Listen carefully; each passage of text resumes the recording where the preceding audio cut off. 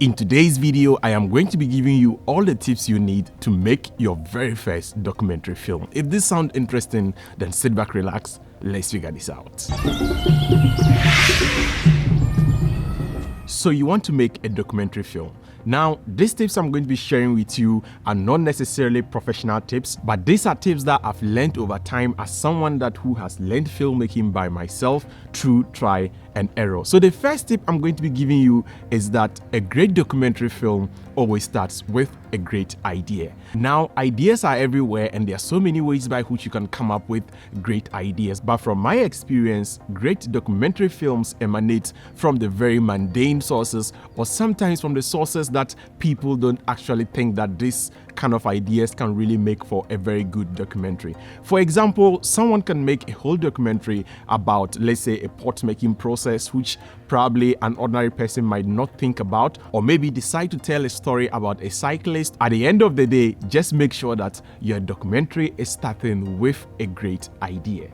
So now, after developing your great idea, now you need to figure out how you want or how you intend to tell the story. Deciding how you want to tell the story is a very important component of the whole documentary filmmaking process. Now, for basic story structure purposes, usually stories have a beginning, a middle, and an ending. And within every story, you have conflict. And when a character has to get something, there's usually something that is supposed to come between their way, and that makes it a story.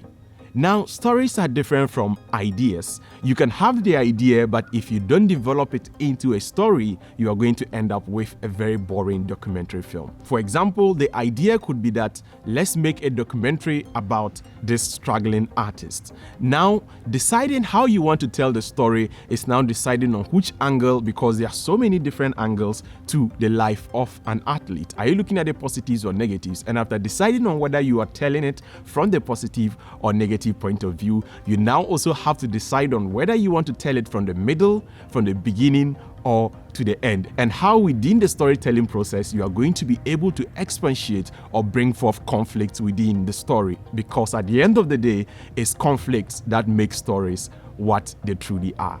So after all this, you need to now develop a storyboard. A storyboard is a visual representation of what you actually want to go and shoot. Now, for starters, a storyboard doesn't really have to be detailed. Let's say you don't necessarily have to be a great artist. You don't necessarily have to draw every single frame, but at least you need to have a skeletal structure of what you want to shoot. So probably you can even go ahead by using caricatures to represent your characters or how you intend to shoot your story. Storyboards usually cover between the nature of the shot and the angle of the shot, and sometimes it even includes a description of the camera motion or the motion that is actually going to be happening within the scene.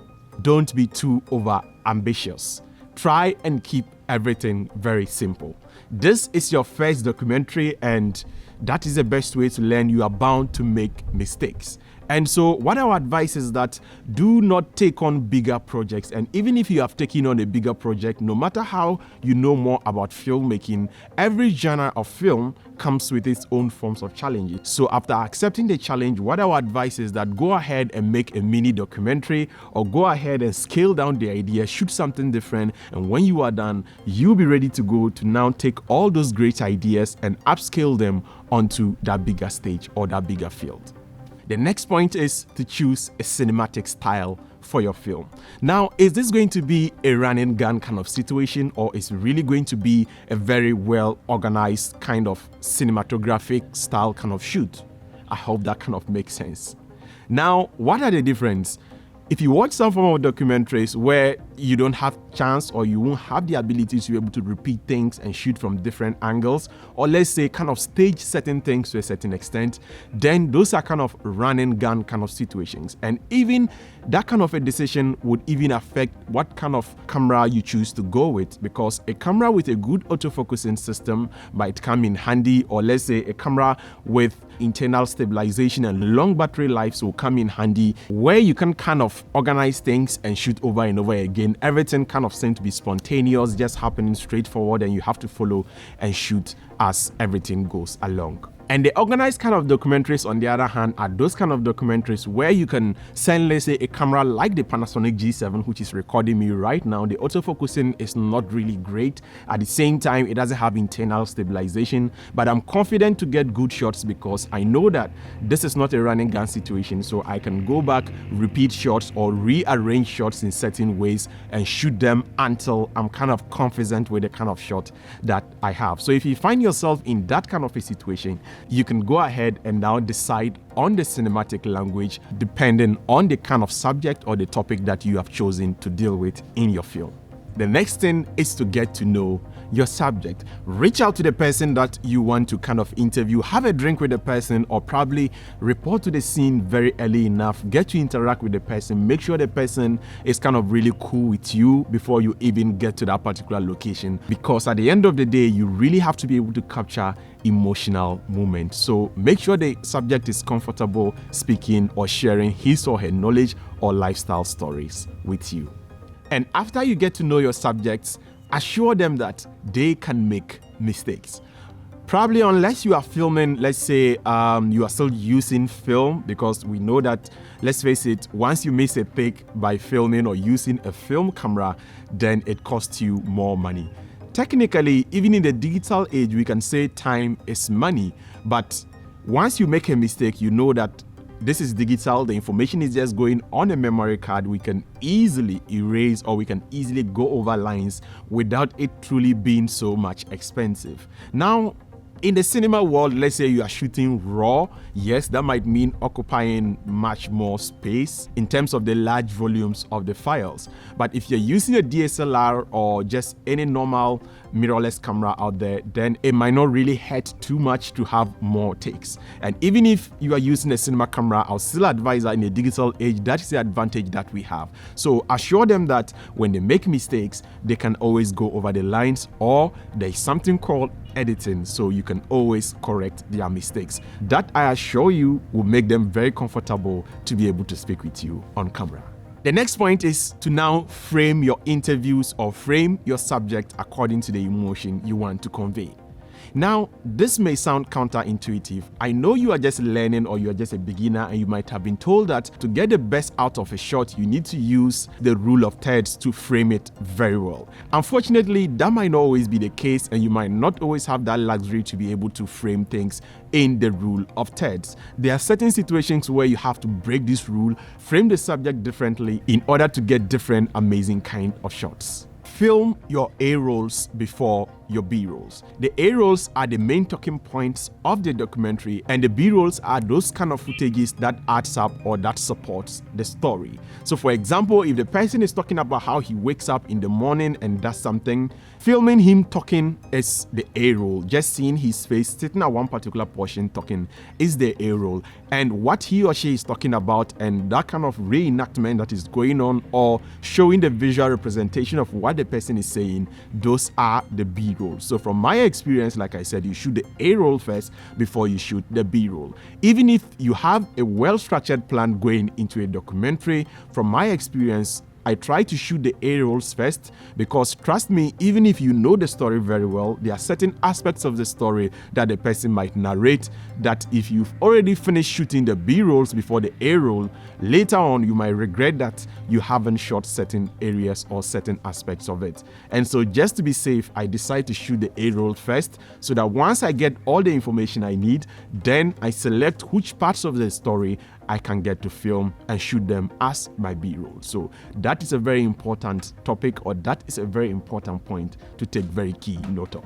The next important point is to always have the question in your answer. For example, if you ask your subject, what is your name? Don't just say Africa Amaze. Don't just say Sham. Don't just say this. No. If I ask the question, what is your name? You have to say, my name is Africa Amaze. My name is Sham. Always make sure you have the question in the answer. So if I ask, what did you eat? In terms of a documentary, if I ask you, what did you eat? Don't just say rice. You have to say, I ate rise, because at the end of the day, remember that your voice isn't going to be part of the documentary, or your question isn't going to be part of the documentary, but the answer of the person is going to be in the documentary. So if the viewers don't get the context of the question, they are certainly going to be confused with the answer. So if you have the answer in the question, then the viewers are safe and they can easily understand what the subject is talking about.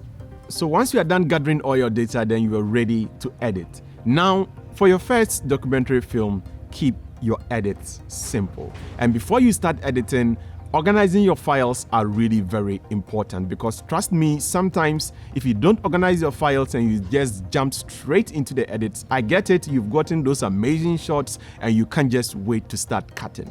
But spend some time to organize your files before you jump into the editing. And once you jump into the editing, you are going to thank God that you spend some time organizing the files, because tracing files are going to become very easy, because you don't have to comb around, or you don't have to go around searching for files that sometimes you don't even find. If you don't organize your files very well, then you tend to find yourself fumbling. Sometimes you would remember that you actually shot something, but you can't find it because you didn't spend some time organizing the files. So file organization is important, and once you start to cut, keep the edits very simple.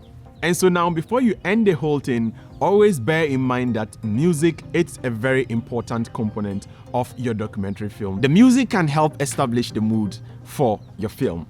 And so spend some time, make sure the music you're selecting for your film kind of matches with the vision you have for the film. It doesn't have to be over the top, it doesn't have to be overly dramatic, it just has to complement your story. So spend some time searching for very great music out there, and there are lots of resources online where you can find music. And I know probably if this is just your first documentary film and you don't really have money to get music, I have another video on this channel where I actually go ahead to show you different sources where you can actually find very good free music for your films. I have several videos on this channel that talks about, you can click up here to watch those kind of films. But before we end, guys, I have some bonus tip for you. You realize that I didn't really talk so much about equipment, because we are talking about your very first documentary film. But equipment is so much very important. Now, sometimes we say who needs equipment, or equipments are not really needed. Yes, if you are beginning, but when you get to a certain point in time, you will realize that equipment or gear really do matter. And so deciding on how you want to tell the story would also come in handy in helping you decide on which kind of camera you should be shooting with and which kind of angles that you should be telling your story. Now that we've learned all this, then we are so much ready to shoot our very first documentary film. And so I'm going to be putting this right into practice. Let's go right ahead and put all this together and shoot a documentary film about a young man who loves engineering. Just click here to watch that particular video right away. Until next time, as always, keep practicing filmmaking. Peace out.